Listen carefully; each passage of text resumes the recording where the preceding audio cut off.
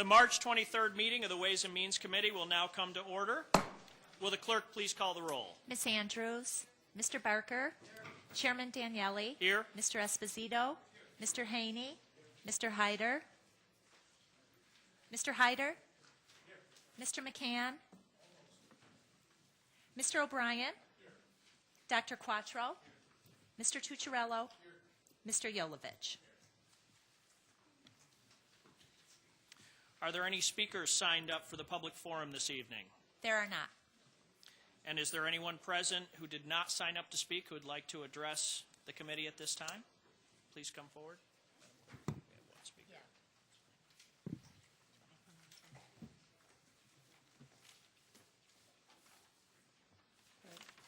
I wasn't going to address the committee at all today, but there were a lot of questions that were raised about bridge constructions and construction in general. I did this for 35 years and worked on a lot of projects. Probably a lot of the bridges are being replaced, which is kind of scary. The price when you start looking at construction industry, which I've worked on a lot of rehabs and that there, you never really know what you're going into.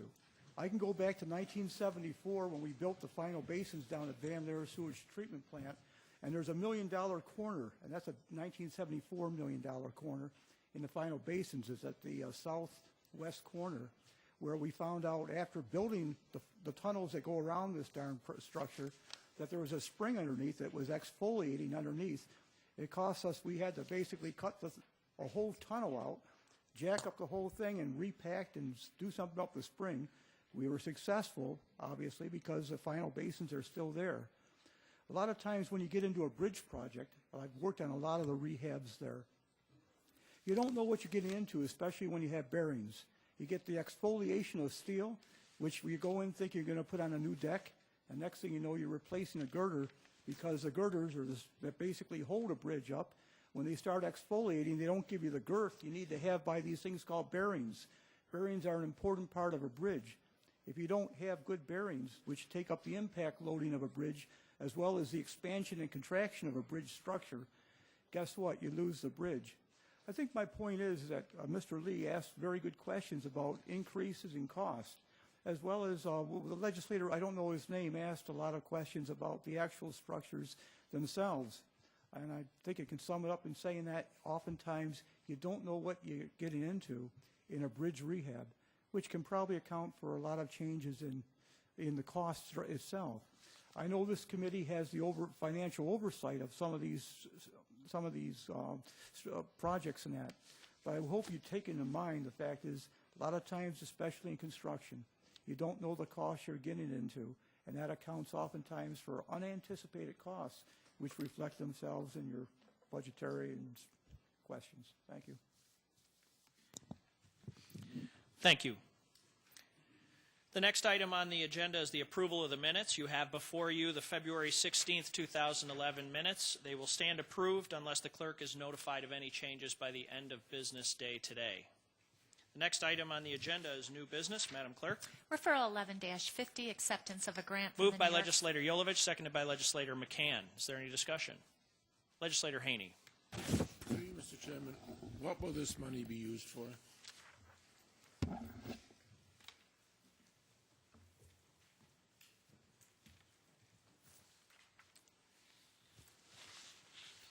Through the chair, good afternoon. My name is Steve Shalab. I'm the Assistant Fire Coordinator for Monroe County.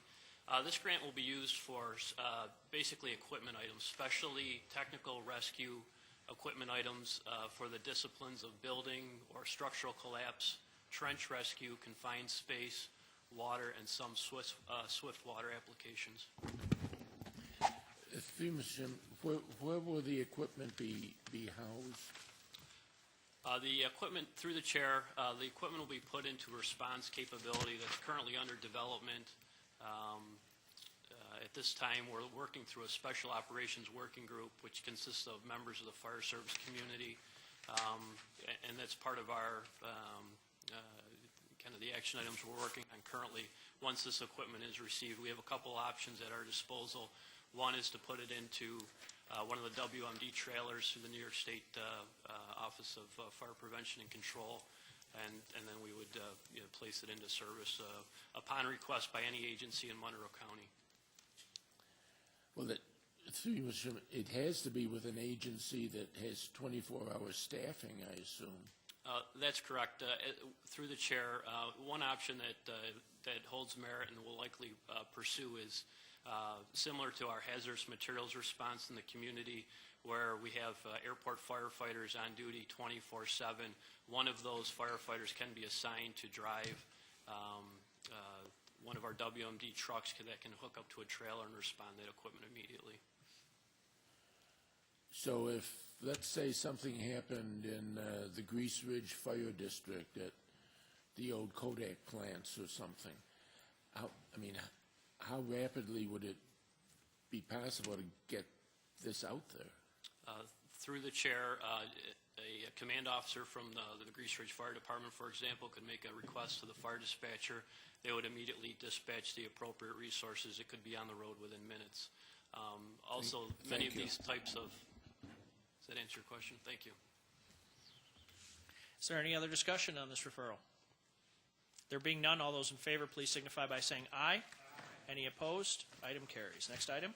Referral 11-51, acceptance of a Moved by grant. Legislator McCann, seconded by Legislator Quattro. Is there any discussion? Legislator Haney.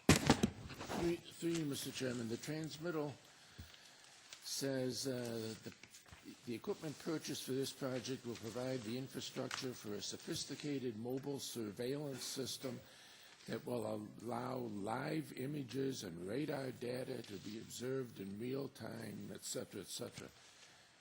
This sounds kind of 1984-ish, even though this is 2011.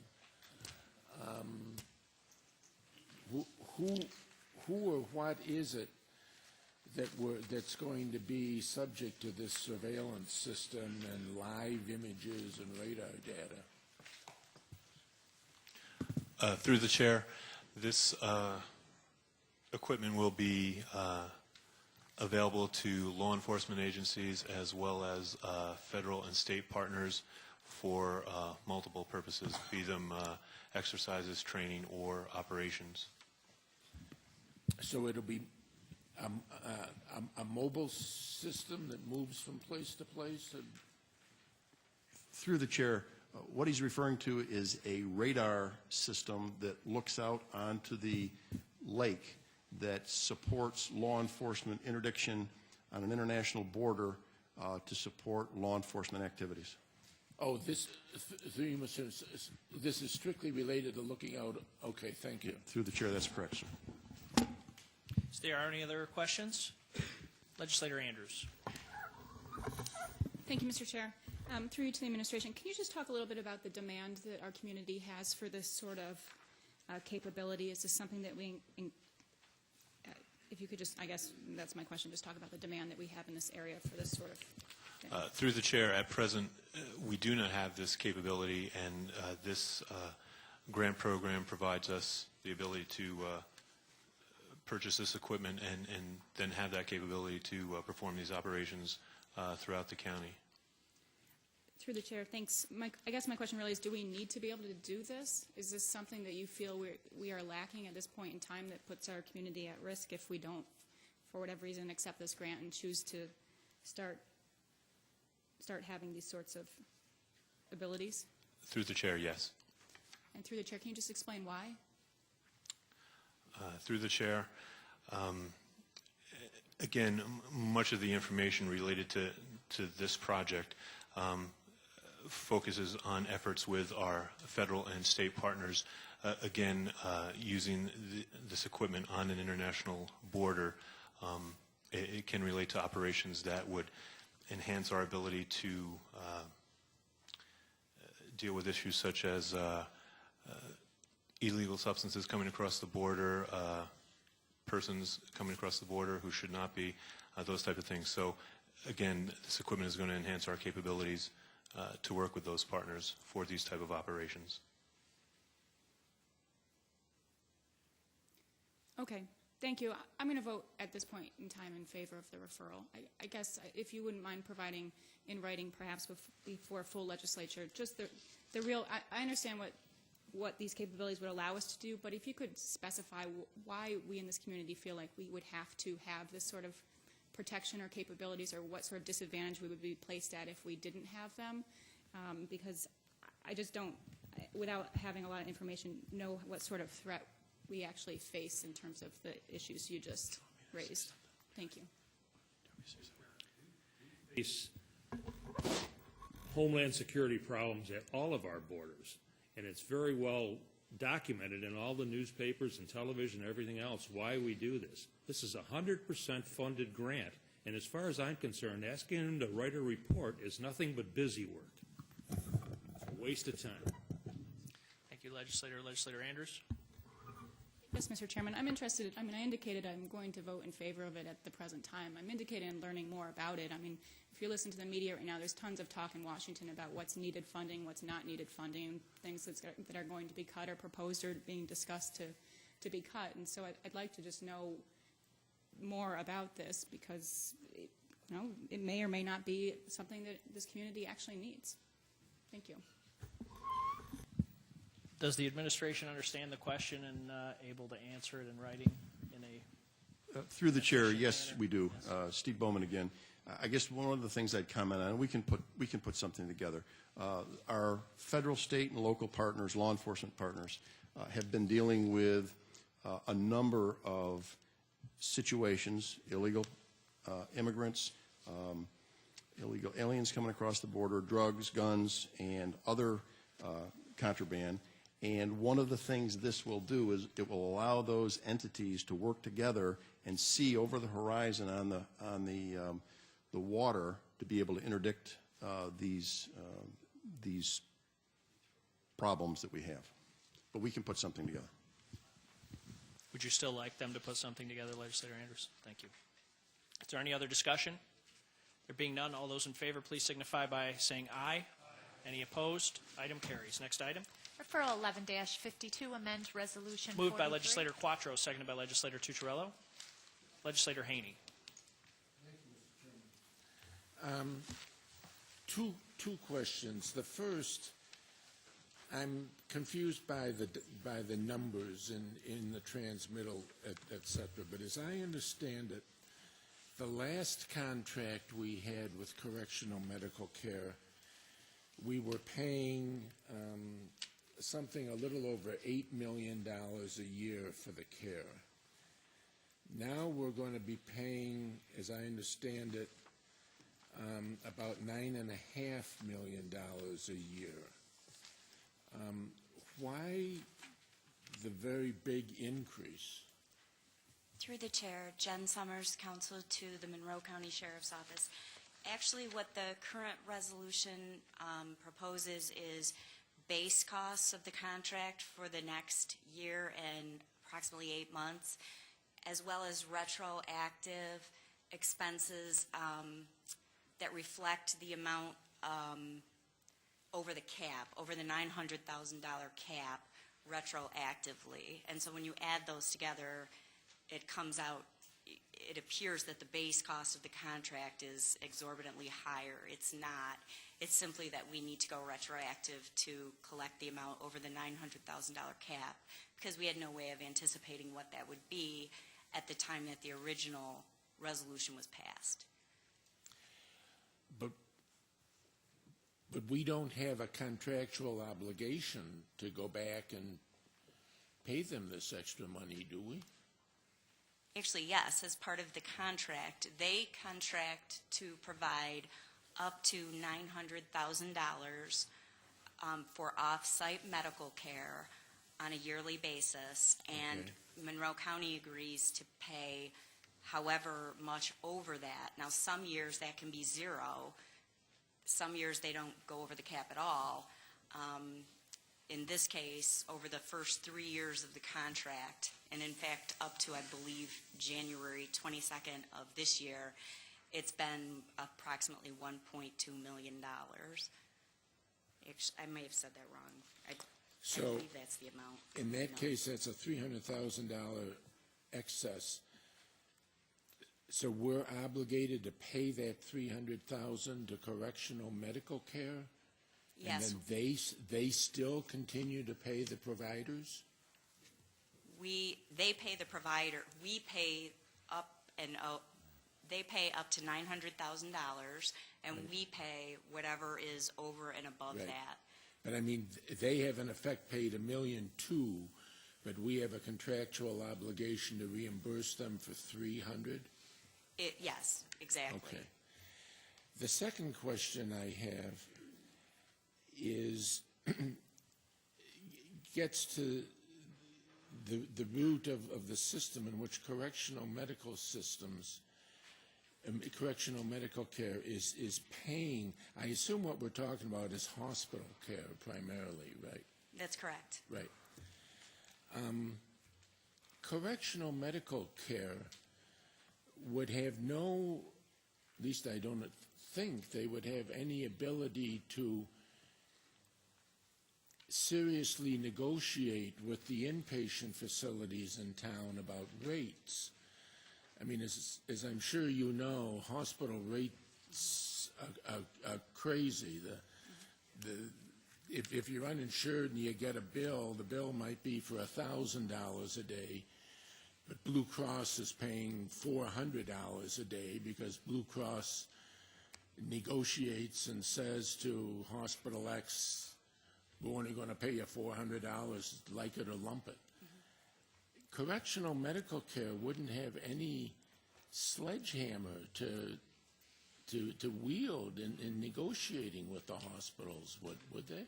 Well, through the chair, two things. First of all, it's in correctional medical care's best interest to keep their costs as low as possible because they are paying up to the $900,000 mark.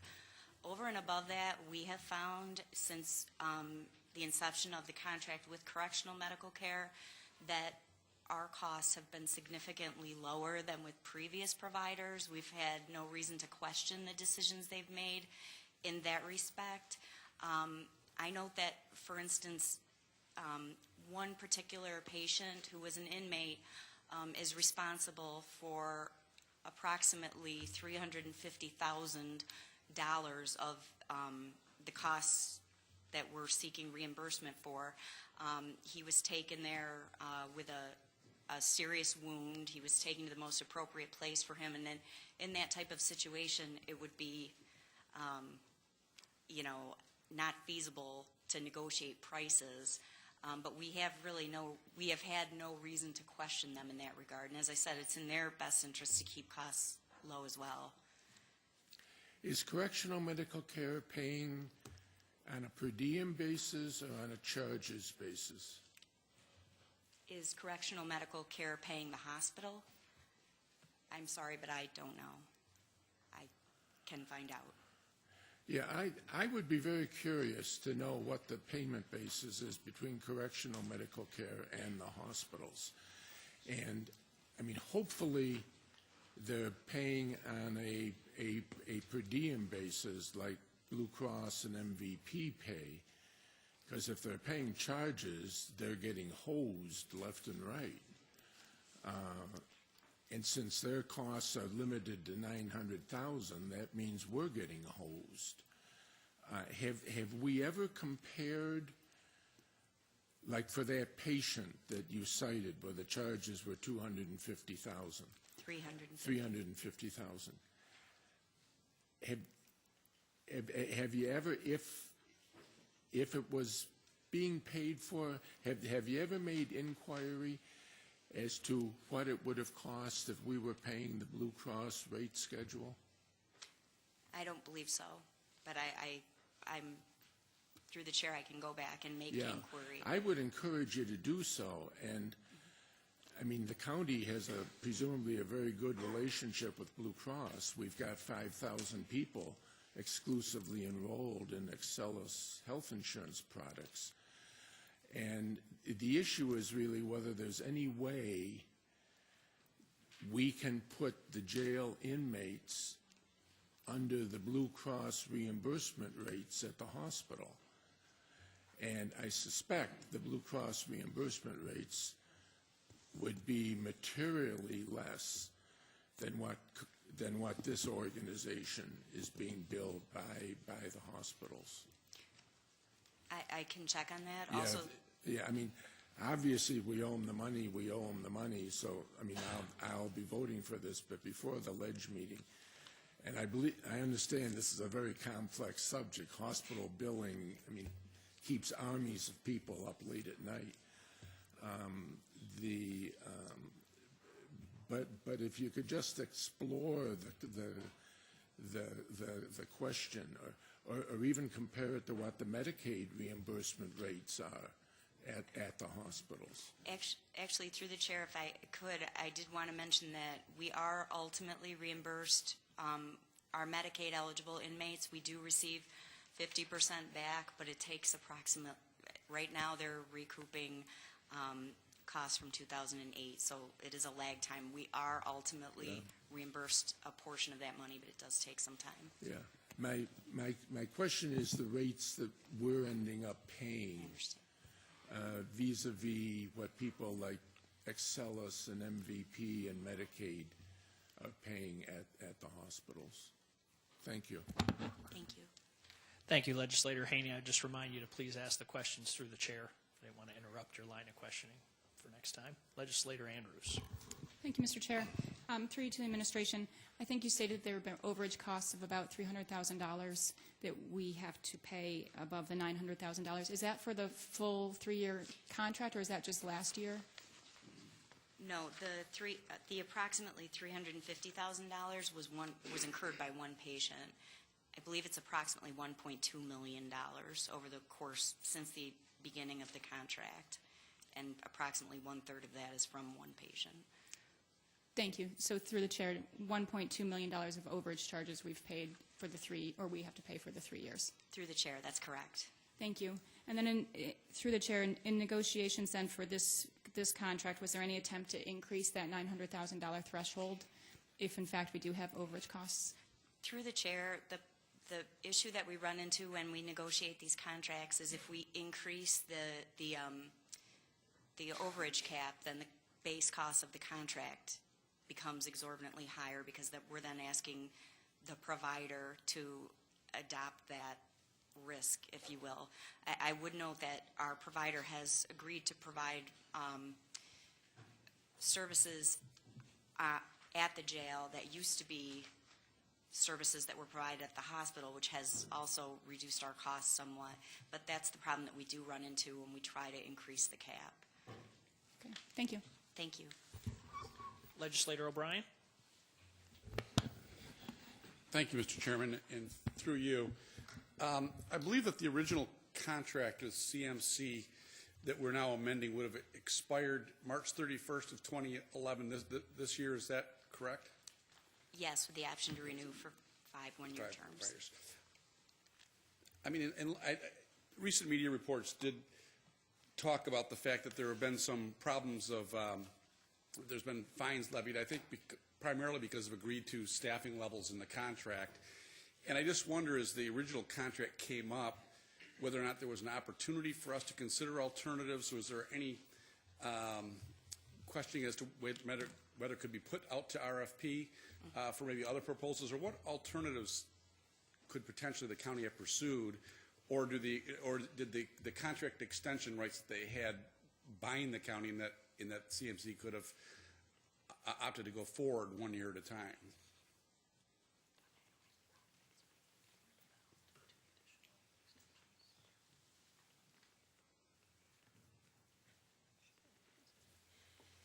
Through the chair, we could have put this out for RFP. We were not bound to continue on. However, as I was there when the original RFP went out, the care that's being provided presently is being provided much better than historically. The way that the provision of health care, the way that things are running very smoothly. We have been vigilant in terms of staffing penalties, and we've seen them reduced to almost negligible at this point. So we did not feel the need to put this back out for an RFP. So through you, Mr. Chairman, I guess first, it's true that all the penalties have in fact been paid by CMC? Through the chair, yes. And is it also true through you, Mr. Chairman, that in your view, as I understand, most of the penalties arose because of problems that were at the beginning part of the contractual relationship with CMC, and is it then your view that they're performing appropriately now and you have confidence in them going forward? Through the chair, looking at the numbers in terms of the staffing penalties, they dropped precipitously after approximately the first year of the contract and are negligible now. And the Monroe County Sheriff's Office Jail Administration advises that the provision of medical care is running very smoothly and very well at present time. And lastly, through you, Mr. Chairman, at the end of March 31st, 2013, the option that comes up at that point, is that something that that CMC has the option to extend, or is that our option whether or not to continue with them? I mean, could we reevaluate the situation again at March 2013? Through the chair, it's mutual. If we felt the need to put out for an RFP, we would, and if they wished to and terminate the contract, they could exercise their right. Thank you. Thank you. Is there any other discussion?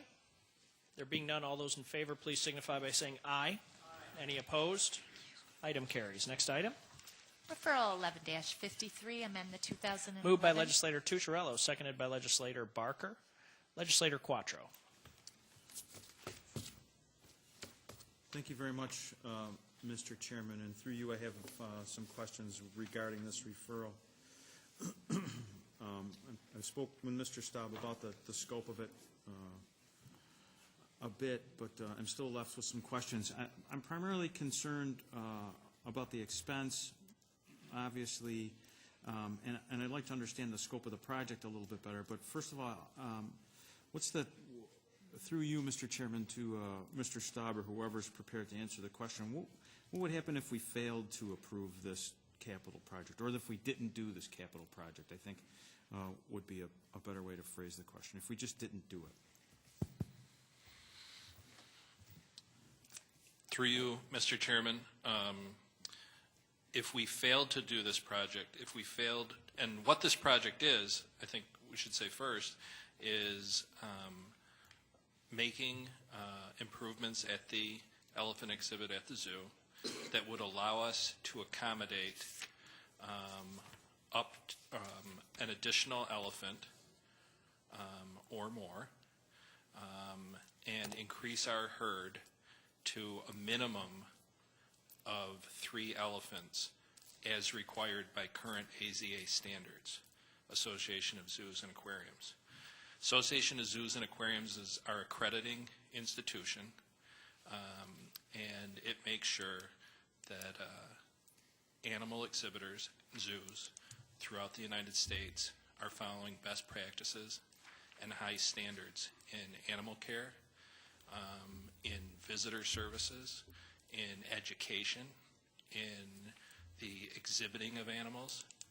It ensures that these facilities are top-notch. When you are accredited by the AZA, you are accredited. There's no scale of accreditation. We are just as accredited as the Bronx Zoo, as the San Diego Zoo, as the Columbus Zoo, all accredited institutions. So losing that accreditation would be devastating for the zoo. Basically, we would no longer be able to take part in animal exchange programs sponsored by the AZA. We would be subject to more and far more stringent regulations by both the federal and state government. We would lose our participation in the species survival programs that we engage in. Those include Amur tigers, polar bears, snow leopards.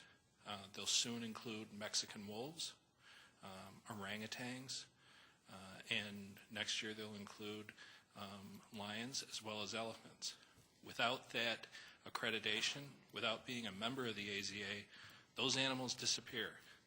Those animals would be taken away, those that we don't outright own. We own those 2 elephants but we would lose our male polar bear.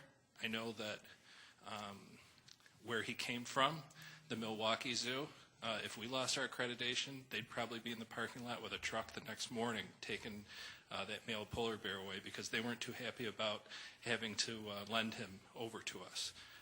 And that's the whole part of the species survival program. He wasn't doing his job in Milwaukee and producing new polar bears, so they sent him out to Rochester, New York. So through you, Mr. So through you, Mr. Chairman, why is it that we would lose our AZA accreditation if we didn't build the exhibit or improve the exhibit? What AZA has come up with as a professional standard for all of their zoos who exhibit elephants, and that's elephants, not African elephants or Asian elephants. There's no distinction there. It's those zoos that exhibit elephants. They've determined that the minimum social grouping in the wild is 3. So you must have at least 3 elephants to be able to be accredited by the AZA if you are holding elephants.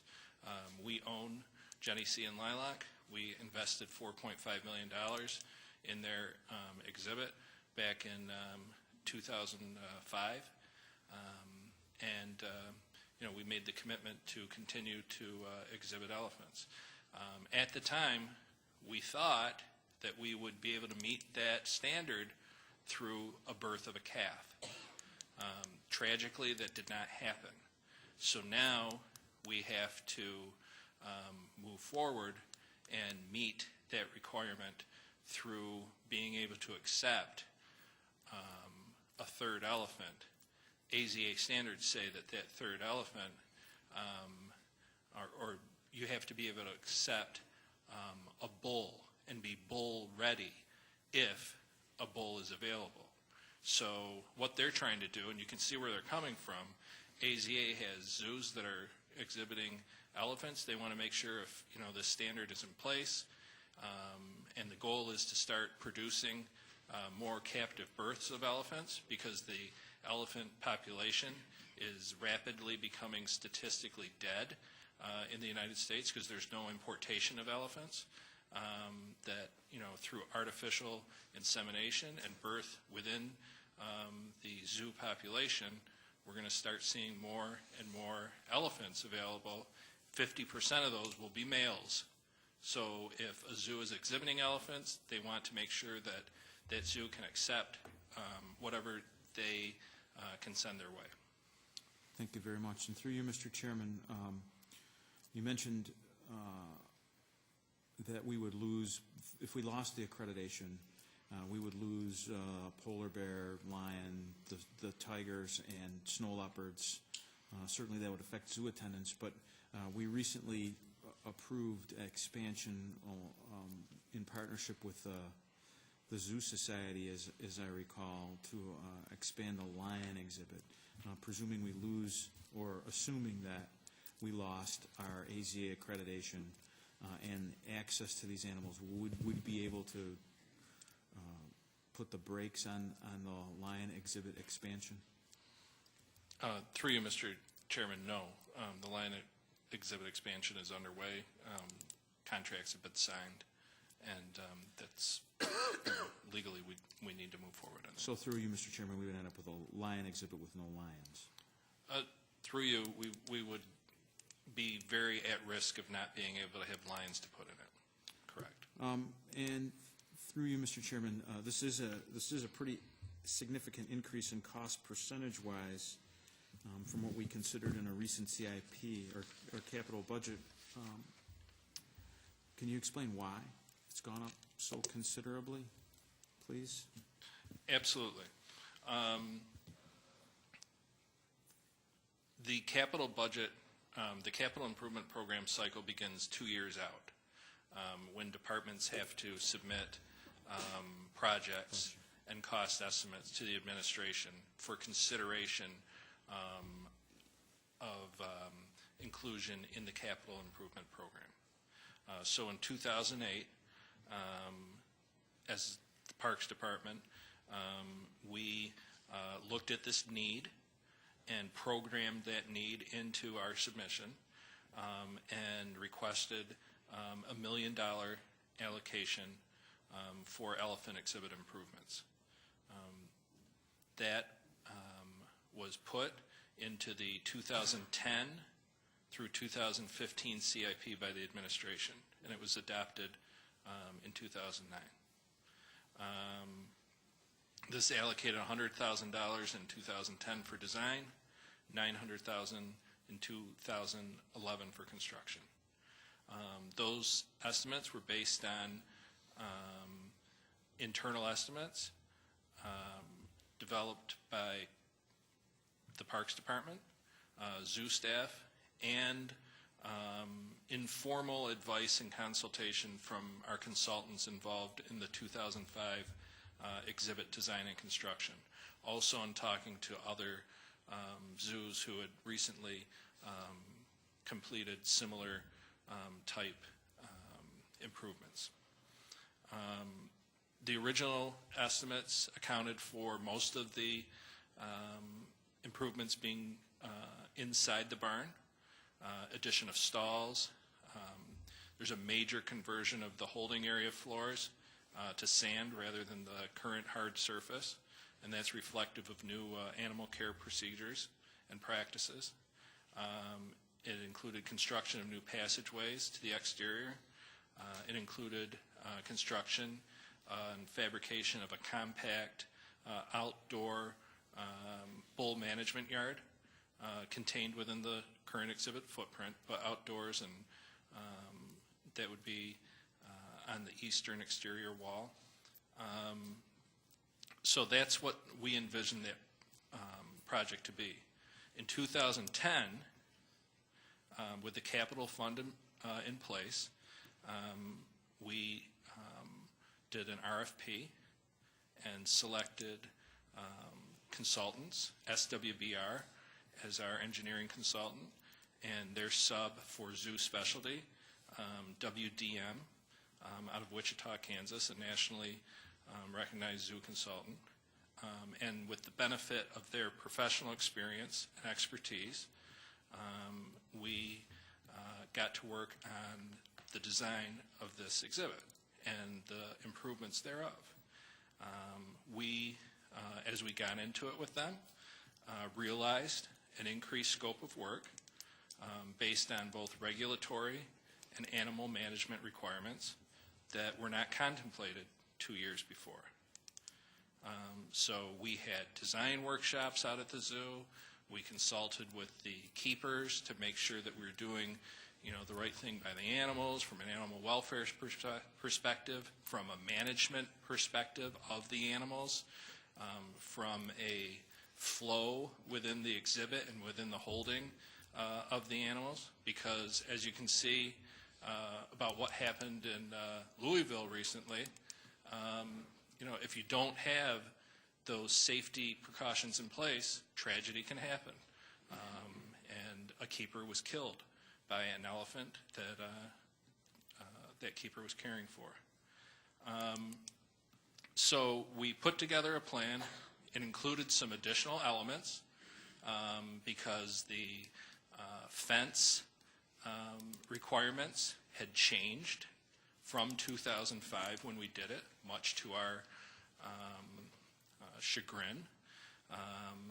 We, at the time when we made the 2005 exhibit improvements, we were assured that if we added another cable along the top of our current fence, that we would be compliant for elephant retention and bull retention because it would raise the height.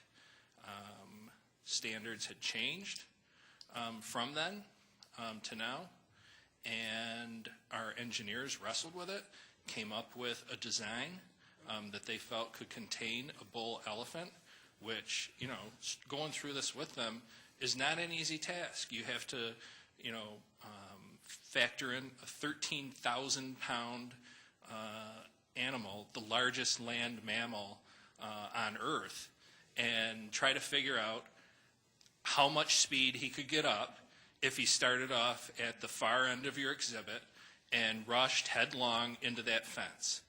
And that's what the engineer came up with. And, you know, at the end of the day, it's their signature that's on that document.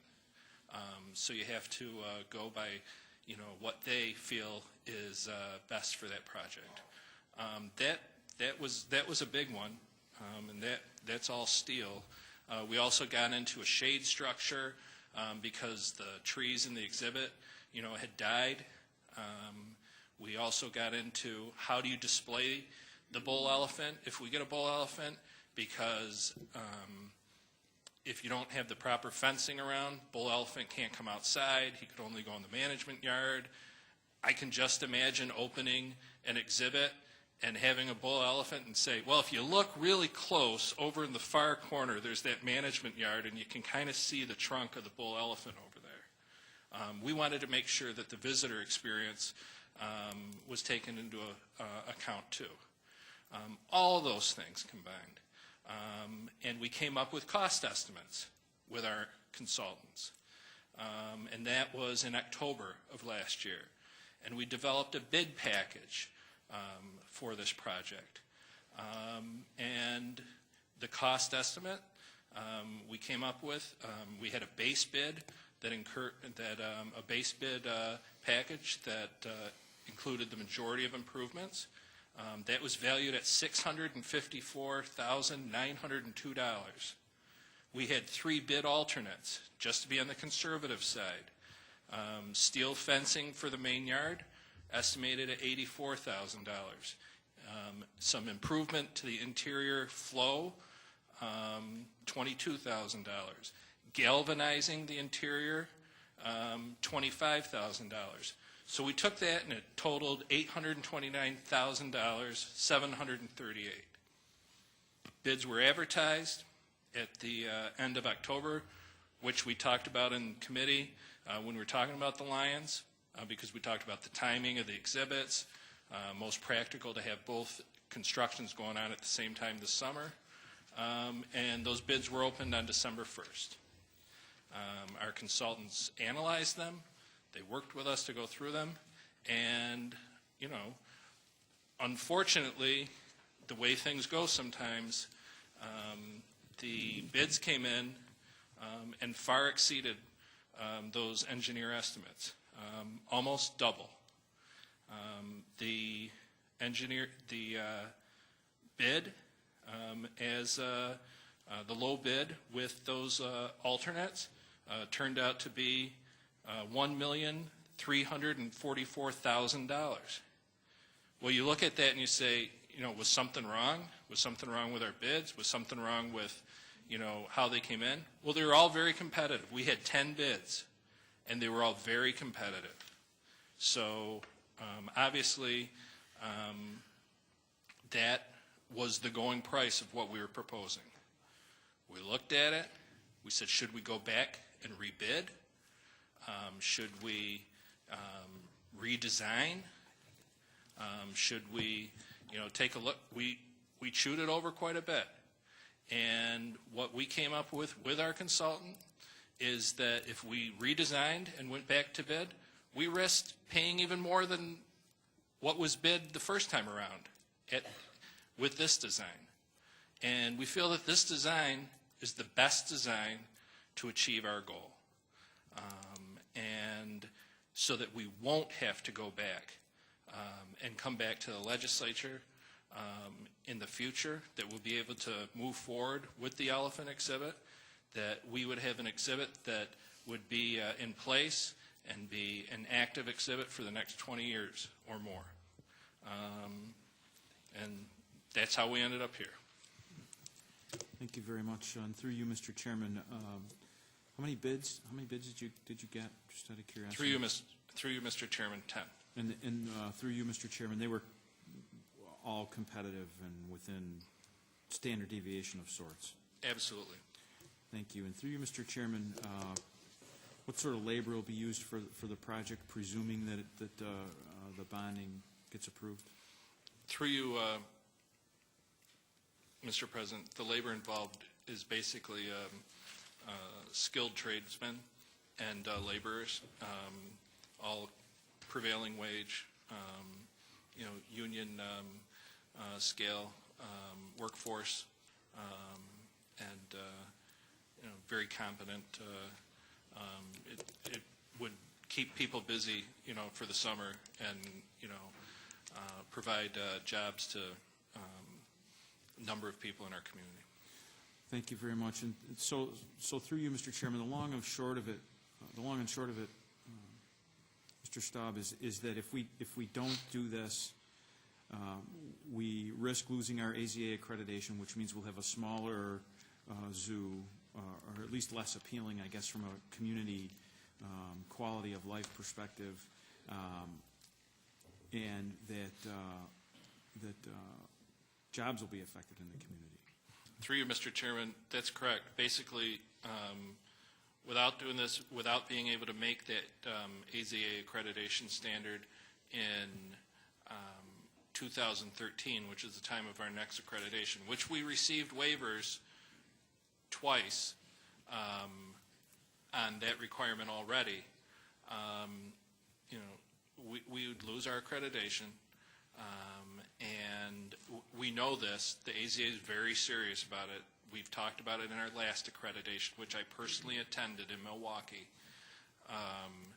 And we would be basically on a death spiral to becoming a roadside attraction.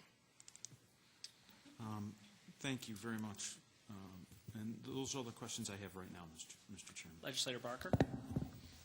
Thank you, Mr. Chairman. Through you, Mr. Chairman. Mr. Staub, you talked about steel for the fencing. Was the price of steel a factor at all? Through you, Mr. Chairman, yes, the price of steel was a factor. Mr. Gamble asked the same question yesterday, and I didn't have all the numbers in front of me.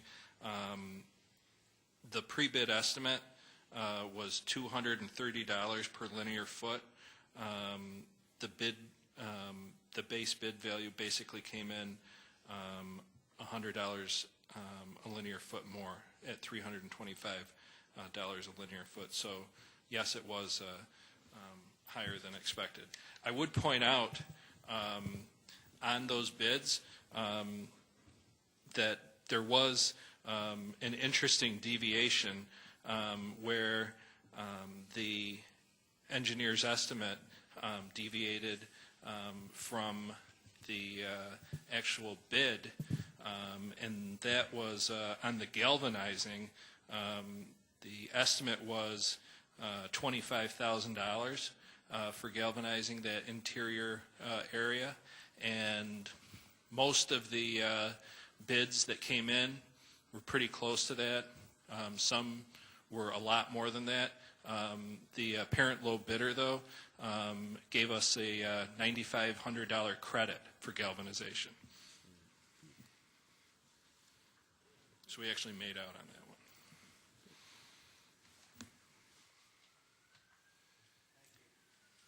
One further question, Mr. Chairman, through the chair.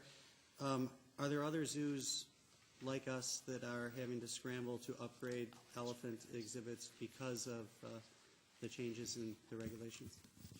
Through the chair.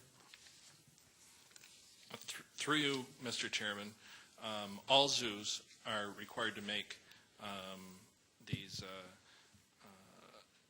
accommodations to be able to accept that third elephant. Locally, within our range here, you have the Buffalo Zoo, which is putting in, let me see here, $8 million to improve their exhibit. The Syracuse Zoo is investing about the same, $8 million. And in the Cleveland Zoo, they decided to basically create a whole new exhibit, which is opening this spring, and they're spending $25 million on that exhibit. Thank you, Mr. Chairman. Any other discussion? Legislator Hatter. Chair, one question. So this new $800,000 that's going to be reserved for the project, what in the capital improvement plan is going to be is going to lose $800,000? Where is that money exactly coming from?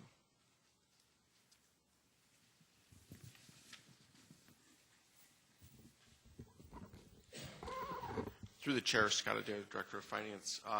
No project, what this resolution is asking you to do is authorize an amendment to this particular project. It is not taking money away from another project. So this would be an additional authorization to an existing capital fund to provide for the completion of this, and no other project in the CIP for 2010 or 2011 would be impacted at this time.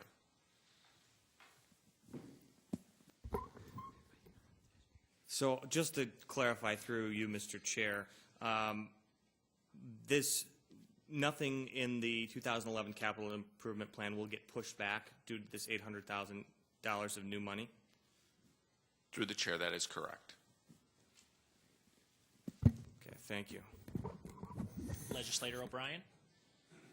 Mr. Chairman, and thank you, Mr. Staub, for your the time you're spending detailing this for us, because it is helpful. And I think one of the things that some of us have had some pause about with respect to the additional monies is that, obviously just in December, just a few short months ago, is when we increased the bonding to the $1 million level. And I think what I heard you say is that the bids that were opened in December. Am I right about that? Through you, Mr. Chairman, let me clarify what you said. It wasn't exactly increased from 100,000 to $1 million. That was planned in the capital improvement program. $1 million total, broken out, 100,000 for 2010 for design, 900,000 in 2011 for construction. No, I understand. I guess my question was that we just kind of considered this question and approved increasing the bonding authorization to the $1 million in December, and now already it's to 1.8, and which is a significant jump in the cost. But I think what you said was that the bids that were received for the construction phase were opened in December, and I'm just trying to understand, is that why we didn't have some insight at the December meeting, which was admittedly already a fairly full agenda, as I recall, but why we didn't have some insight that their costs are going to be dramatically more at that point? Through you, Mr. Chairman, that's a great point, and we did open bids on December 1st, but you're talking about a legislature meeting that was within a week of that, and I don't think we even got our report back from our consultant on whether these bids were kosher or not by then.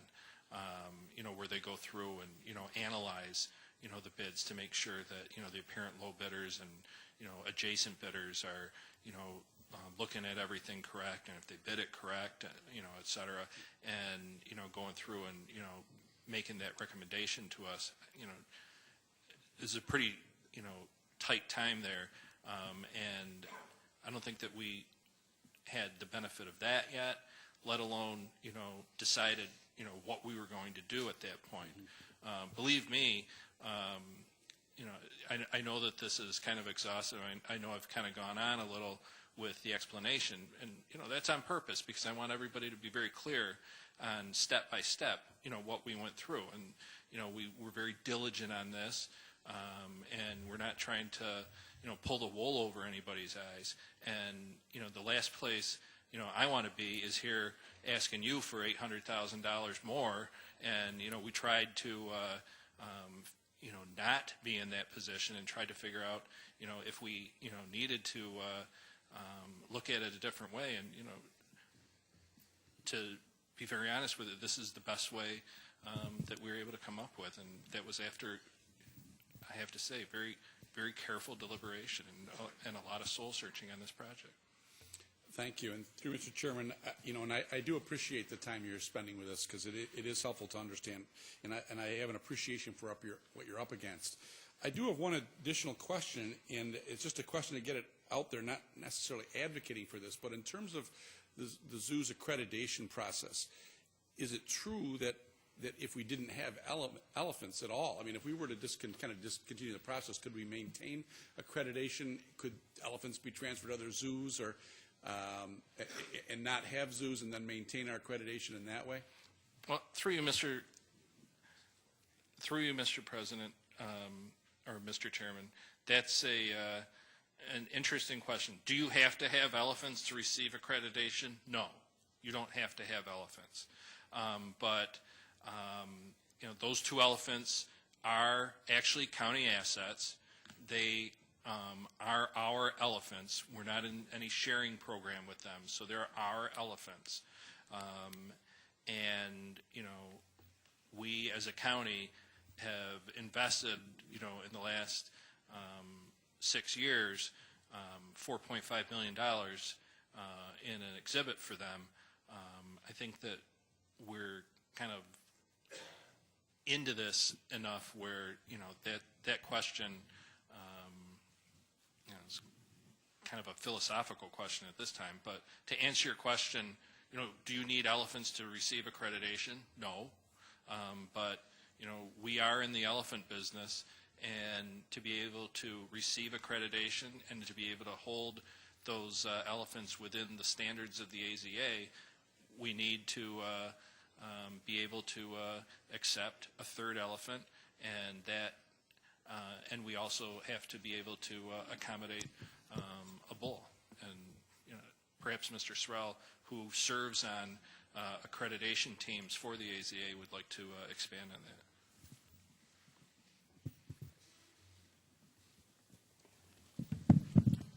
Thank you, Mr. Staub. And through you, Mr. Chairman,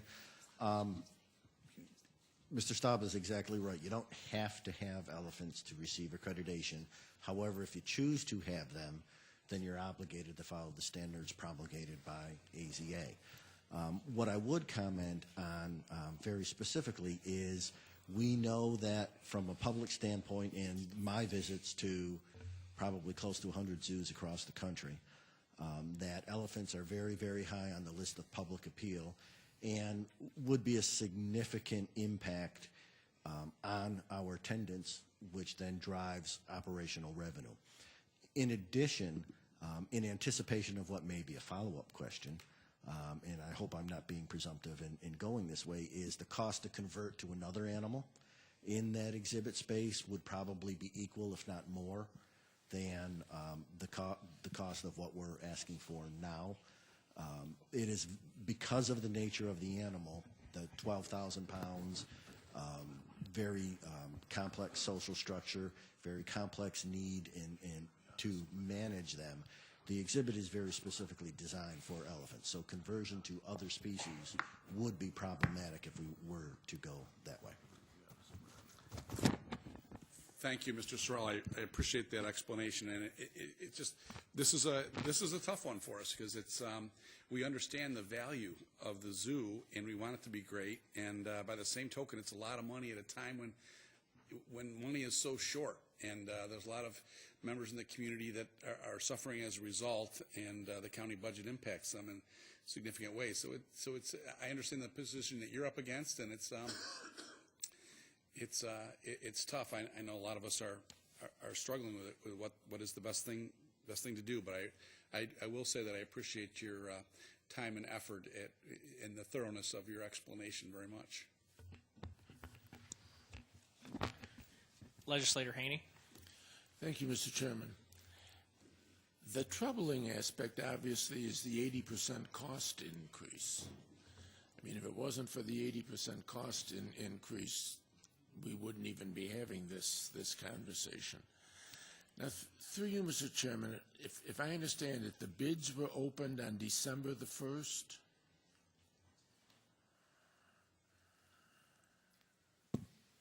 Through you, Mr. Chairman, that's correct.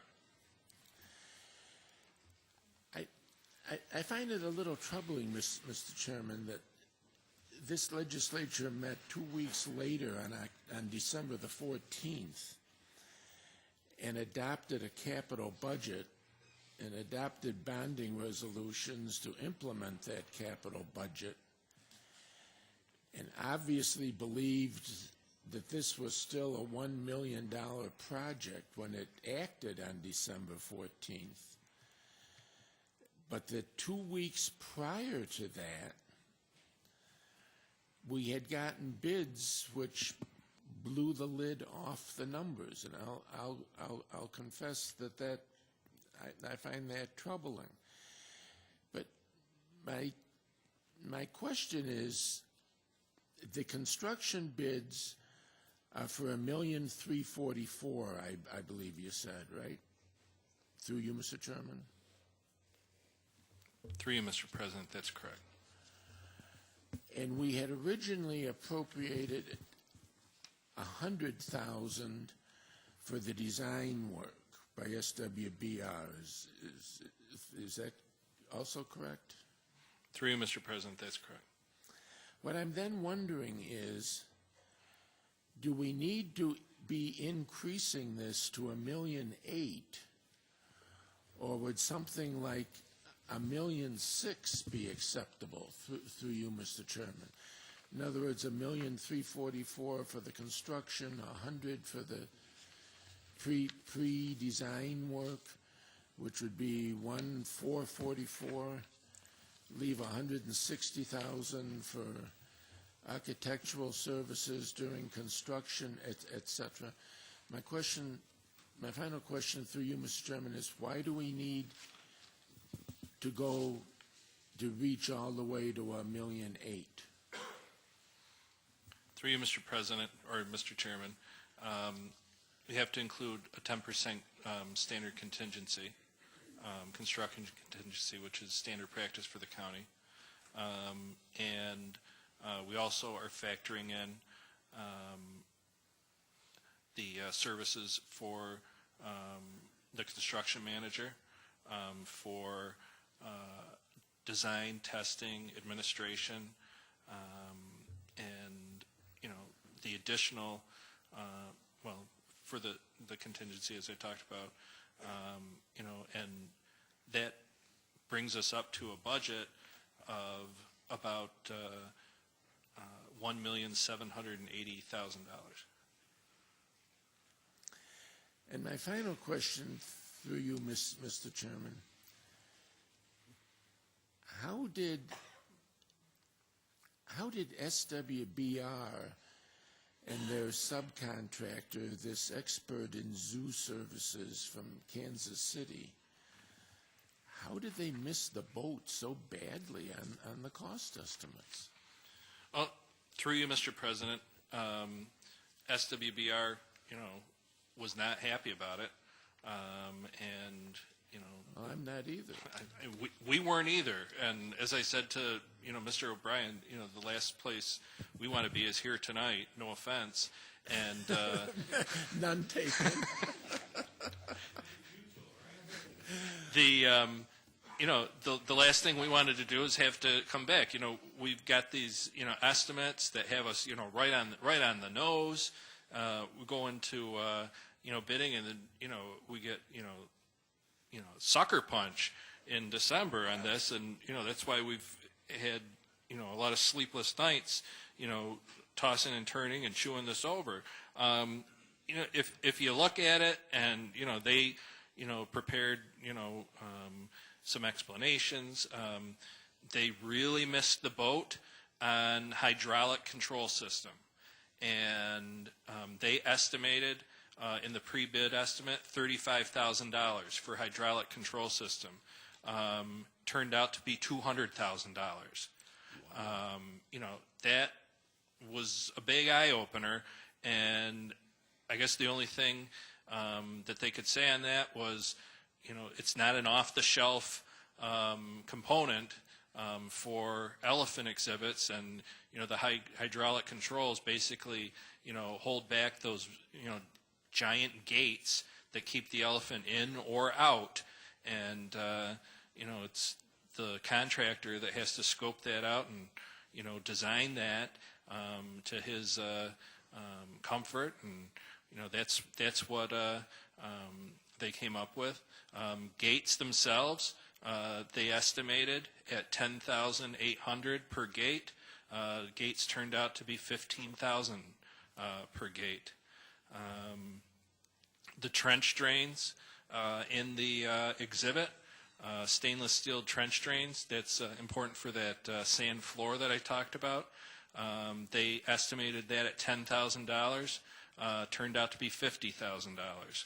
I talked to Mr. Barker earlier about the steel, the cost of the steel fence. They had estimated at $230,000 a linear foot, turned out to be $325 a linear foot. $95 cost delta. That's $23,750 extra. Shotcrete. I think we get the point, Mr. Staub. Yeah, we get the point. Mr. Chairman, and I know everybody out here is struggling with this. At this particular time in our local economy, when we've had to cut funding for all kinds of programs, the Baby Love program and all kinds of programs, swallowing an 80% cost increase for elephants, not that I have any grudge against elephants, but just becomes very difficult. Legislator Esposito. Mr. Chairman, I would like to reiterate some of the comments made. I'd like to thank the Parks Director and those answering questions for all of the detail on this project and for the line of questioning so far. I certainly share the comments made about the pride we have in our zoo and the fact that no one wants to risk the accreditation and the detriment that would come along with that. But that's not really the issue here tonight. The issue here tonight is the financing of it. And so I have a few questions. And to start, I'd just like to know, when we did this project back in 2005 and built this brand new beautiful elephant exhibit that we have, was it not AZA standards at that point that we had to have 3 elephants in our herd? Through you, Mr. Chairman, that is correct. And that's what we talked about earlier, that the thought at that point and the reason we received a waiver at that point was that we were going to achieve 3 elephant herd through the birth of the calf, which is why we built the $4.5 million expansion back in 2004, 2005. Thank you. And that was my understanding as well. I obviously remember that happening and your description of it tonight. I'm just curious to understand why this project is necessary if the facility was built to handle the birth of that elephant 6 years ago, 7 years ago, whenever it was. Through you, Mr. President, or Mr. Chairman, the facility at the time was built and was not built in a complete form, and that was discussed at the time. At the time, due to try to keep the lid on costs, to try to save costs, and try to not unnecessarily have to bear certain costs, they decided to hold off on addition of extra stalling, hold off on some of the bull-proofing measures that would be involved, because they did not know what the sex of that 3rd elephant was going to be. We were going to have an elephant. It was undetermined what sex it would be. And they made the determination at that time to finish the project following the birth of the calf and before that calf became mature. Thank you very much. That's what I was getting at. Obviously, I was not in this body at that time and not that familiar with the financing of the project when it was done. I sort of assumed that, but I wanted to make sure that's what we were talking about. So through you, Mr. Chairman, the space was in essence built. It was just not finalized to handle the third elephant. Through you, Mr. Chairman, yes. The barn was built, and if you go there today, there's a big empty space for the stalls that would be used, that would be constructed at a later date. You know, that calf is going to spend a good deal of time with its mother for the first 5 years. So that cost was forestalled. And, you know, sitting here today, I wish they did the whole project. But this is where we are today. Okay. Thank you. And through you, Mr. Chairman, you provide a lot of detail. It's been very helpful. And along the point that Mr. Haney just made, you know, the firm that we've hired to be our expert contractor or their subcontractor in Kansas that so grossly missed the boat on the estimate, are they involved in determining what we need to do to this facility to make sure it's accreditation worthy? Through you, Mr. President, Mr. Chairman, let me clarify that. WDM was not brought on for cost estimating. WDM was brought on for design of the exhibit and for specific zoo specialty design. SWBR was responsible for the cost estimating. Thank you very much. And so, through you, Mr. Chairman, I guess my question is SWBR involved in determining what aspects of this project are necessary in order to receive the AZA accreditation when our most recent waiver ends?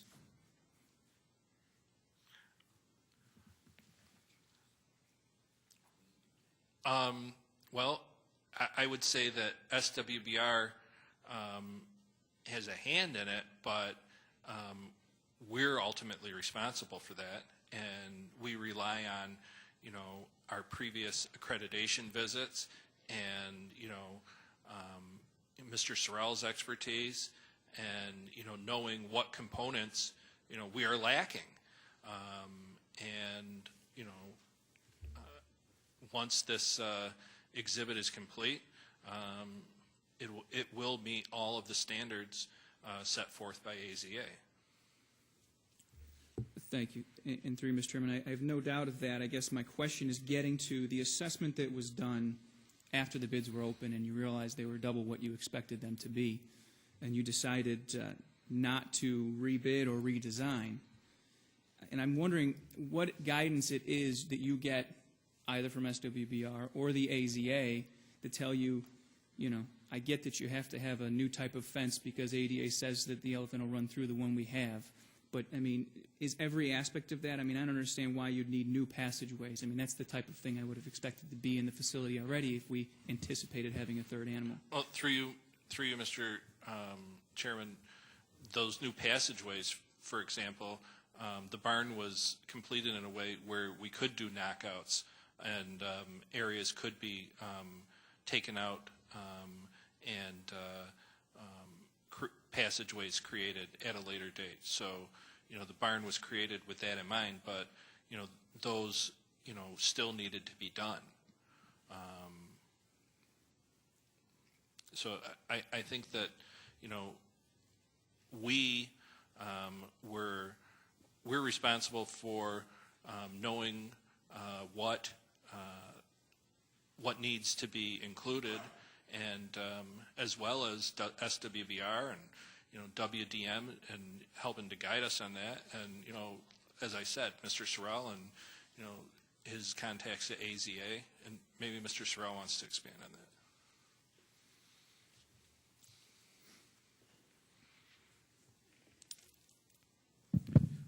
Thank you. Through you, Mr. Chairman, the elements necessary to make the barn and the yard reach standards are well defined in two documents as far as the specific elements, both the AZA standards and the Elephant Husbandry Resource Guide. How those are integrated into our specific exhibit and how you address those as a complete body are where the designers come in. We know we have to have, for example, a fence that contains an elephant. Well, an engineer has to run calculations and apply those to materials to say, so that he can put his professional stamp on those plans and stand behind them that they will in fact contain an elephant. So those become engineering calculations. We know, for example, that we have to have an elephant restraint device, which we did in the original construction. That's well defined. We know from an animal management standpoint that you have to be able to move animals essentially in a circle through an exhibit so that one animal cannot block passage of other animals getting either in or out. We do know that animals do what they do, and you need drains, and you need water, and you need sewer. So all of those things combined are very well defined. The designer comes in and how you put those together so that they all work properly and are aesthetic. I think I'm saying the same thing that Mr. Staub said, in that essentially the engineering estimate, when we got the bids in, they just did not match. There was a mistake there somehow, and that, to a degree, that's what we're living with, in addition to the change in scope that we saw between the original estimate, the original request in the capital improvement plan and where we are now. Through you, Mr. Chairman, to expand on what Mr. Sorrell just said, it's not that they missed what needed to be included. They missed on how much it would cost. Thank you. I don't mean to, I won't actually, to belabor the point of what the experts determine is necessary for zoo operations and accreditation. I mean, I don't think that's certainly not my place or expertise. I just want to confirm one last point on that, and that is, so at the time after you opened the bids and they were more expensive than we all wished they were, you said at that time you decided not to rebid because you thought any delay would just add to the cost. Was there also a determination that a redesign would jeopardize the minimum qualifications we need to get our zoo accredited? Through you, Mr. Chairman, yeah, we basically have the minimum of what is needed in this design. So to tinker around with it, you know, by the time you tried to redesign and shave a little off here, shave a little off here, you know, and then rebid, you have the danger of rebidding a redesigned project that's not as good, that's going to cost you more money when the bids come in, because, you know, every month that goes by, the bid climate is less favorable in the construction industry. You know, also the factor of having to close that area down for a second time, because if we rebid, you know, we'd probably not be able to complete by the end of the year. I think it's a very important consideration that we are working on and completing this project at the same time the Lion exhibit construction is going on, so that this full 1/3 of the zoo isn't closed down for a second year, especially when we have a brand new exhibit there. That would definitely affect attendance. Great, thank you. I just wanted to make sure I understood that decision. So and then on the financing, through you, Mr. Chairman, this project, all $1.8 million total that it will be increased to, is county funded, correct? There's no federal, state, or AZA funding involved? Through you, Mr. Chairman, yes, it's county funded, and AZA doesn't fund projects. Okay, that's fine. I just wanted to make sure. Yep. And through you, Mr. Chairman, what is the time frame for this project? Through you, Mr. Chairman, the apparent low bid was notified in January that he was the apparent low bid, and was informed that the legislature would have to agree to appropriate more money. So pending funding and approval by the legislature, he was the apparent low bid, and that we expected, if approved, that funding would become available after the April legislature meeting. And we have a tentative kickoff meeting with the contractor that Thursday after the legislature meeting. So we want to start immediately. We have a very tight timetable. Mr. Sorrell can expand on that, but a lot of it is animal welfare driven. The animals are going to have to spend extended periods outside because of the interior work, and there's only a certain window of time in those spring and summer, early fall months that they can withstand that. Mr. Staub, sorry to interrupt. If you were to meet with them in April, when would the project be completed? The completion would be before the end of the year. We hope November. Yes, that's the answer I was looking for. Thank you, Mr. Chairman. I appreciate that. Those are all of my questions. Legislator Haney. PR's architectural contract. Some architects are on fixed fees, some are on a percentage of cost. Which is SWBR on?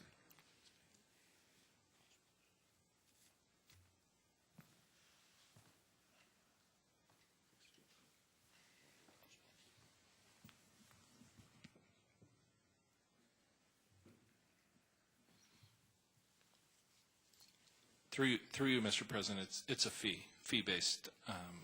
It's a fixed fee. Yes. So the cost overrun won't produce any additional revenue for SWBR.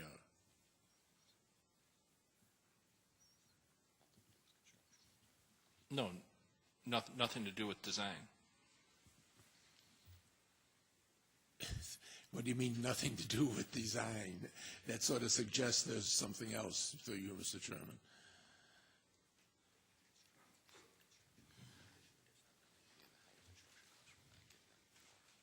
If you want to explore that. No, you're correct. You're correct, Mr. Haney. The higher construction costs will not inflate their fee. They will still do work during the construction as construction managers, but that's not related to the increase in cost. Legislator Esposito. I'm sorry. Yeah. 1 sec. Sorry. Just a clarification through you, Mr. Chairman. When does our current waiver for accreditation on this issue expire?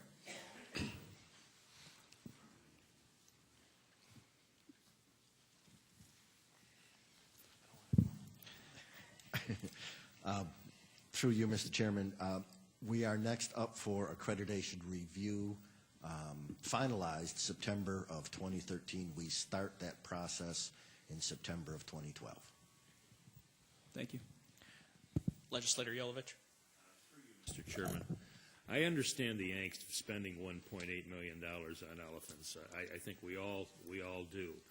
But I was interested in Mr. Staub's response to what our neighbors are doing, what Buffalo is doing, what Syracuse is doing, and what Cleveland is doing. Those numbers are far beyond what we're doing. And Larry, if you would just repeat them one more time so everybody understands the amount of money that our neighbors are spending on something very similar. Through you, Mr. Chairman, both Buffalo and Syracuse are looking at approximately $8 million investments in their exhibits, and Cleveland is opening this May a $24 million investment. We have a relatively stripped-down Chevrolet, I think, for this exhibit. Thank you. Is there any other discussion? All those in favor, please signify by saying aye. Any opposed? Roll call vote, please. Ms. Andrews. Mr. Barker. Chairman Daniele. Yes. Mr. Esposito. Mr. Haney. Mr. Hyder. Mr. McCann. Mr. O'Brien. Dr. Quattro. Mr. Tucciarello. Mr. Yolovich. 6-5, motion passes.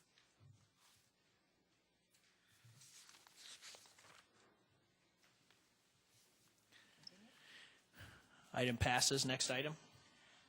Referral 11-54, acceptance of Moved a grant. by Legislator Barker, seconded by Legislator Yolovich. Is there any discussion? Being no discussion, all those in favor, please signify by saying aye. Any opposed? Item carries. Referral 11-55, acceptance of a grant. Moved by legislator Yolovich, seconded by legislator McCann. Is there any discussion? All those in favor, please signify by saying aye. Any opposed? Item carries. Referral 11-56, authorized contract. Moved by legislator McCann, seconded by legislator Quattro. Is there any discussion? All those in favor, please signify by saying aye. Any opposed? Item carries. Legislator Haney, are you interested in moving the agenda with the exception of a few items? If you'd like a minute. Expedite the process. I'm certain it would. Items 73, 87, and 92. I don't know if other people... And as a courtesy to, yes, Legislator Esposito? 72. We will pull 71 and 72 out as well. Legislator Andrews? Items 66 and 96. And 96. Anyone else? I'll let the clerk. Items number 66, 71, 72, 73, 87, 92, and 96. Does that sound right to everybody? I miss one. I need a mover and a seconder. Do we have a Legislator Yolovich? I would move that we move the agenda other than the numbers that we just went through. I have a second. Seconded by Legislator Haney. Legislator Tucciarello. All those in favor, please signify by saying aye. Any opposed? Motions carry. Okay. First item. First item.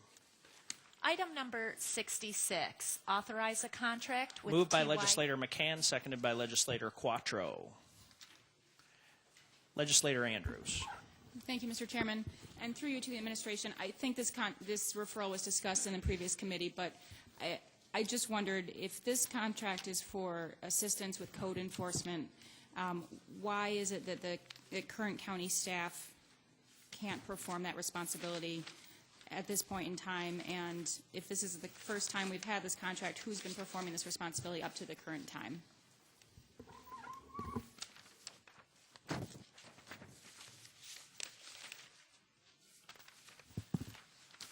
Through the chair, Jason Kennedy with Environmental Services.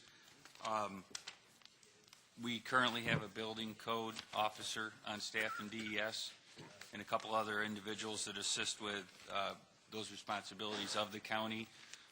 We have had this term contract in the past for a prior total of 5 years that was inclusive of annual renewals, and the contractor, in this case the professional engineering firm, assists the county with certain responsibilities, certain projects that come up related to the county's annual obligations to code enforcement.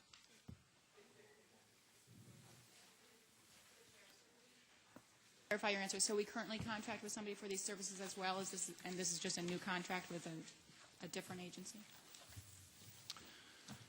Through the chair, that's correct. Again, we do have folks on staff to provide these services, and like a lot of the things we do in engineering and facilities out of DES, we also rely on the support of consulting experts to assist us. And this is actually the same firm that held the contract previously. Okay. Thank you very much. Is there any other discussion?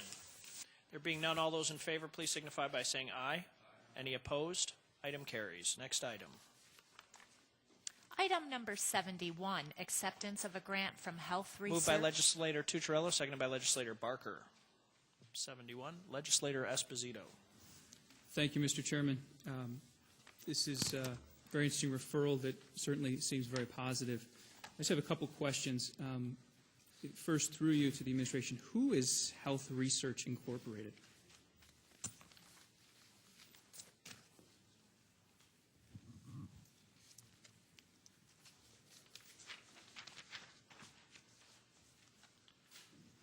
Through the chair, Justin Roy with Environmental Services. Health Research Incorporated has a contract with the state DEC to administer this program. So through you, Mr. Chairman, they're a private company that is administering this on behalf of New York State. Sorry, my correction on that. It's actually the Environmental Protection Agency they're sponsoring, that they're administering the program on behalf of. Correct. Great, thank you. And through you, Mr. Chairman, you know, it was sort of surprising that this wasn't the way things were done and that we had a delay in the testing that we had up at Durand and Ontario Beach Parks. So it's a positive development that we'll be able to have quicker results. Is this grant, through you, Mr. Chairman, to the administration, is this grant funding new equipment or just training for staff to know how to use existing equipment better? This grant is basically a carrot from the EPA to help train as it relates to new methods, and will pay for a seasonal employee for 1 year, a seasonal employee that we've currently paid for ourselves in past years. In futures, we would continue to pay for that in seasonal employee out of county dollars. Thank you. So through you, Mr. Chairman, to the administration, there is no new equipment involved with the ability to now have same-day testing? Through the chair, the equipment is already in place. Okay. And through you, Mr. Chairman, was there something new purchased by the county? Through the chair, there was not. Okay. And through you, Mr. Chairman, just to better understand how this is determined, do you have someone, a seasonal employee, go up there every day during the swimming period, the swimming season, I guess it's called, or bathing beach season? Through you, Mr. Chairman. Through the chair, that's correct. Thank you very much. That's all my questions. Is there any other discussion? There being no further discussion, all those in favor, please signify by saying aye. Any opposed? Item carries. Next item. Item number 11-72, acceptance of a Moved grant. by Legislator Barker, seconded by Legislator Yolovich. Legislator Esposito. Thank you very much, Mr. Chairman. This is another referral that I would consider very positive, and I was able to sit through the discussion at the previous committee, so I just had a couple follow-up questions through you to the administration. Is it correct that the fleet services in our county do not have a biofuel program in place right now, and that this would be a brand-new program? Through the chair, that would be incorrect. We currently have a long-standing biofuel program in partnership with RIT. We've done a lot of EPA-referenced research as it relates to E20, 20% ethanol in vehicles, and we've also have a robust propane program that's come through this body before, as well as potential involvement in the past and potential involvement in the future with hydrogen. So we do have a very robust alternative fuel program in Monroe County. Thank you very much. I misspoke. I'm aware of those programs. I guess I meant to ask, is this a brand-new biodiesel program through Mr. Chairman? No, through the chair, no. We do have biodiesel that we currently purchase. However, this would be our first attempt to produce our own biodiesel from waste grease. Terrific. And through you, Mr. Chairman, to the administration, my understanding, once we have RIT prototype how this will be done, will our fleet center be set up to have a sustainable model going forward to be able to do this themselves year after year? Through the chair, that is correct. Really what we'll do is produce 7,000 gallons, which equates to about 3% of our diesel usage. So this is a small program that will be sustainable, and our goal with the program as part of the grant, we're required to enlist other partners in production of biodiesel that may choose to do so, and to educate them how to do so. Terrific. Again, this is all very positive. I just have one question, final question through you, Mr. Chairman. Will this result in any sort of operational cost reduction for fleet services? Through the program, through the chair, through the program, we're going to determine the price per gallon to produce biodiesel on our own through this process, and our hope is that it would result in savings. And through you, Mr. Chairman, is that something this legislative body will be made aware of, maybe during the context of the next budget or something of the like?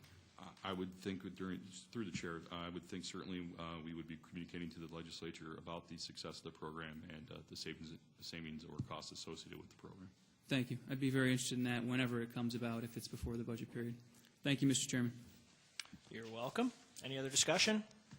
There being no further discussion, all those in favor, please signify by saying aye. Any opposed? Item carries. Next item. Item number 11-73, increase and improvement. Moved by Legislator McCann, seconded by Legislator Tucciarello. Is there any other discussion? Legislator Haney. Without prolonging the evening more than it's already prolonged, at the preceding committee meeting, Environment and Public Works, I offered an amendment to substitute for legislative item 4 that the $1 million be taken out, be appropriated out of the fund balance and existing cash balances of the Rochester Pure Waters District. Rochester Pure Waters District is sitting at something like $13 million in cash. Or I believe it was actually $16 million at the end of 2009, $13 million of unrestricted fund balance. I think this is a perfect example of something that could be done with cash capital, and therefore I'll be voting against the bond resolution for 73. Is there any other discussion? All those in favor, please signify by saying aye. Any opposed? Roll call vote, please. Ms. Andrews? Mr. Barker? Chairman Daniele? Yes. Mr. Esposito? Mr. Haney? Mr. Hyder? Mr. McCann? Mr. O'Brien? Dr. Quattro? Mr. Tucciarello? Mr. Yolovich? 6 to 5. Item carries. Next item. Item number 87, amend the 2011 capital Moved by budget. Legislator McCann, seconded by Legislator Quattro. Legislator Esposito.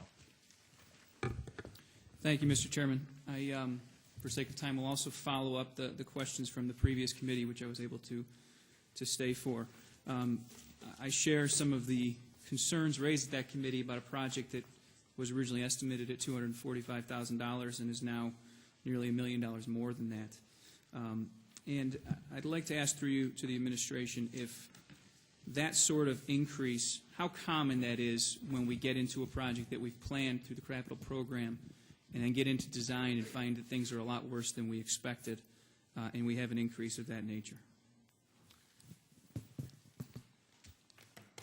Through the chair, I would say that it's when you're dealing with a structure such as a bridge that you can't see, you don't usually go and spend the money ahead of time to start looking at everything that you cannot see. When you're doing a rehabilitation, you may see that. Most of our bridges that we do are replacements. But in this case, there was, as I said, we found that we had to replace the superstructure. Did not anticipate doing that. We thought we were going to be able to do some repairs until we got into the design, as well as there was some non-standard width with the bridge out there. As we met with the public in the town, they wanted to have that now, and we were going to be putting new superstructure in. It's a time to put to make a little bit wider for other modes of transportation. That ended up having to do something with the abutments, as well as making some additional girders that we didn't plan on. So is it common? I wouldn't say. It's more common with rehabilitation, but we don't have a lot of that, but it could happen. Thank you. And through you, Mr. Chair, if I may continue, it was asked in the previous committee if there was a significant downgrade in the rating of this particular bridge from the time it was put into the capital plan until recently. And you weren't aware of what the ratings were then or now, but you indicated that it wasn't likely. And so I'm curious to understand how, if a rating of a bridge hasn't changed over time, we would find that it is more costly to do a project than we expected. And I guess that would then follow to say, should the rating of the bridge be changed after we do that initial design and inspection? Well, through the chair, we don't do the inspection. The inspection's done.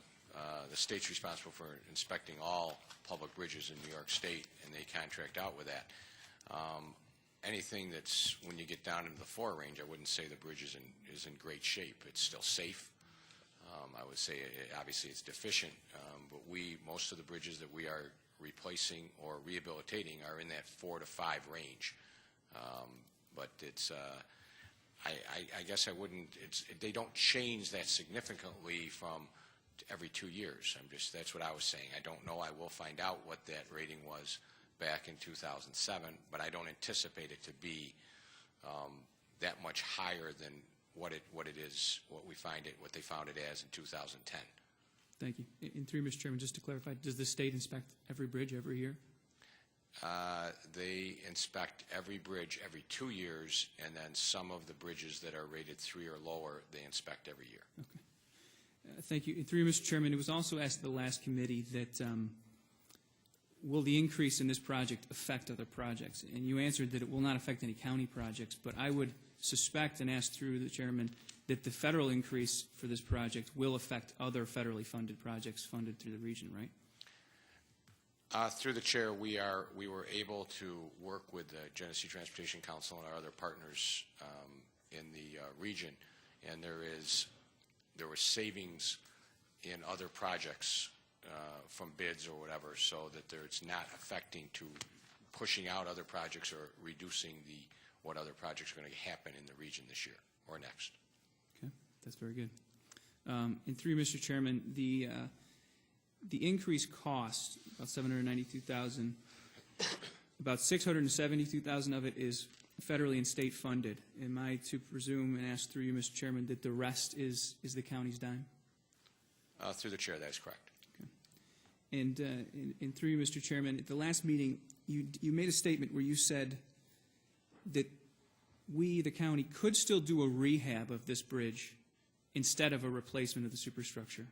Is that correct? Could you explain that statement a little bit more? And I apologize if it's out of context, but it struck me as saying we don't necessarily have to do the project as expensive as it's being proposed in this referral. Through the chair, I don't remember saying that. If I did say it, I don't remember saying that in that context at all. Okay, and so then let me ask through you, Mr. Chairman, could we do a project on this bridge closer to what was more originally planned in terms of cost and still satisfy whatever safety requirements needed for this bridge to pass inspection? Well, through the chair, a rating of 4 is not unsafe, as I said, so I get concerned when we start talking about safety. We could not do it for the cost that we have for what we need to do to raise the levels of the ratings so that now we will not have to go in there for another 40 or 50 years. We could not do that at that value. And through you, Mr. Chairman, what could we do with that value? Through the chair, I'd have to go back and look to see what each of the components, I don't have the bid tab with me to see what each of them are costing to be able to do, but with a cost of $800,000 and we're going to have $300,000, I'd say we were going to be able to do very little of it. Okay, well, I appreciate that. And through Mr. Chairman, I'd like to request that in addition to the information asked for at transportation, if we could better understand those aspects as well before we vote on this at full legislature. I guess through the chair, I'm not clear what aspects you're asking for. Could you clarify exactly what you're looking for? Yeah, I'd like to know the cost breakdown of the project so we can determine what would be done for the original amount approved and what would need to be done with the amount asking to be increased. Are you looking for a breakdown of this $1.142 million project? Yeah, yes, thank you. I'm asking for a breakdown of the entire project, a more detailed breakdown, yes.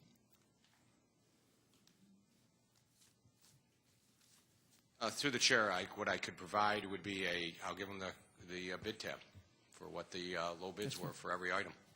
Thank you. I mean, I'm not sure that would answer your question because you'd be able to justify buying the concrete but not doing anything with it, which... I'm not sure it'll answer my question either, but I'd like to have a little more information. Okay. Thank you. Very good, Mr. Esposito. Are there any other questions? All those in favor, please signify by saying aye. Any opposed? Roll call vote, please. Ms. Andrews? Mr. Barker? Chairman Daniele? Yes. Mr. Esposito? Mr. Haney? Mr. Hyder? Mr. Hyder? Sorry. Mr. McCann? Yes. Mr. O'Brien? No. Dr. Quattro? Yes. Mr. Tucciarello? Yes. Mr. Yolovich? Yes. 6-4. Item carries. Next item. Referral 11-92, authorize a contract Moved with by Vanguard. Legislator Yolovich, seconded by Legislator Barker. Legislator O'Brien. Thank you, Mr. Chairman.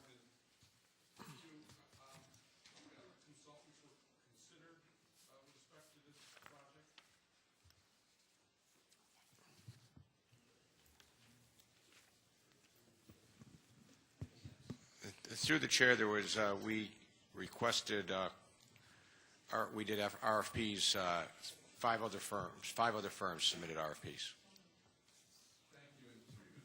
I'm not familiar with Vanguard Engineering, and it struck me as a little bit odd that the address looked like a residential address. Do we have some experience with Vanguard?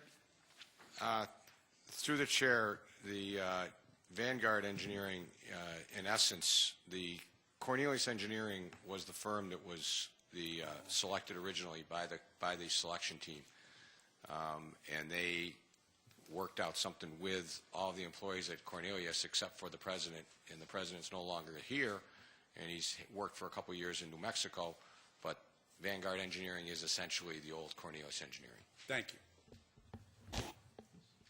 And for the record, I'd like to state on this referral that I do have these engineers under contract on our project having nothing to do with this, just for the record.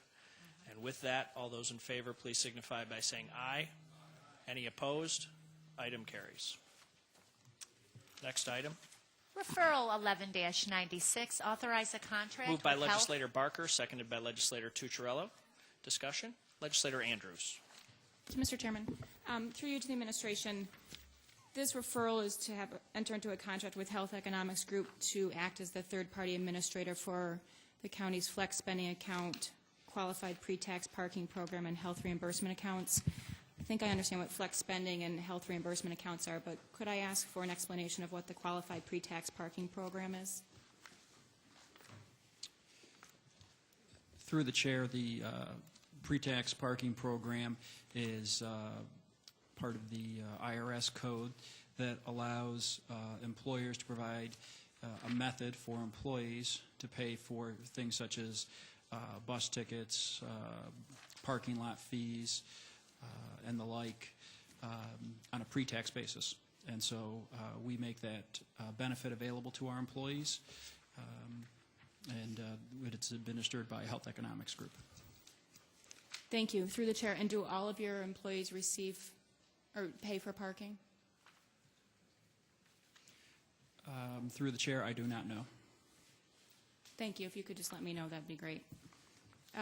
Who currently, through the chair, who currently administers the flex spending, health reimbursement, and the parking program accounts? Through you, Health Economics Group. Thank you. And so this is not a new contract then? It's just a renewal of an existing contract with Health Economics to administer these programs? Through the chair, that is correct. Thank you. And does the current contract have the same value of $45,000 a year? Through you, yes, it does. Thank you. And were there any other responders to the RFP that was issued? Through the chair, yes. And thank you. Who responded, please? There were 10 respondents. They were ADP, Discovery Benefits, Flex Plan, GDI, HEG, MA Services, P&A, TASC, and Vantagen. Thank you. That's all I have. Is there any other discussion? All those in favor, please signify by saying aye. Any opposed? Item carries.